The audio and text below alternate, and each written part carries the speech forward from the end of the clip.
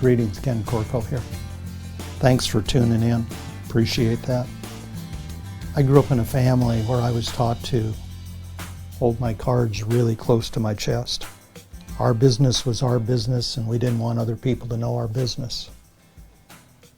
And so I modeled that really well. I learned that if other people knew things about me, they may laugh at me. They may take advantage of my vulnerabilities. They may blab about me to other people on the street. So again, I learned to keep these cards really, really, really close to my chest.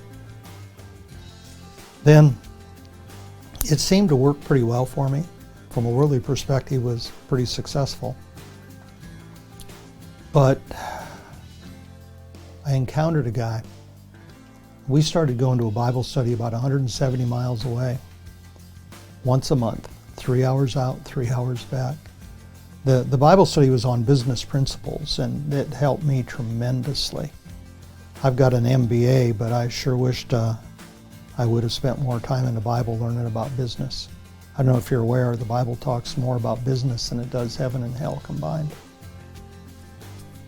But with this guy, 3 hours out and 3 hours back, we talked about everything. And the funny thing about him was, he didn't hold his cards close to his chest. Instead, he opened up like this and he let me look into his life. I knew how much money he made. I knew how much money he gave away.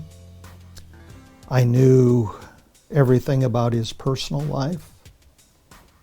And we were very, very personal, very personal.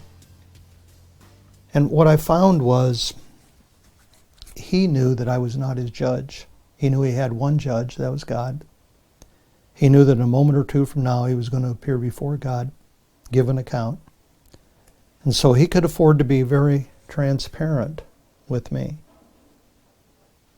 And I slowly started to see the value of that because, frankly, I've got a lot of blind spots, and by definition I don't know what they are.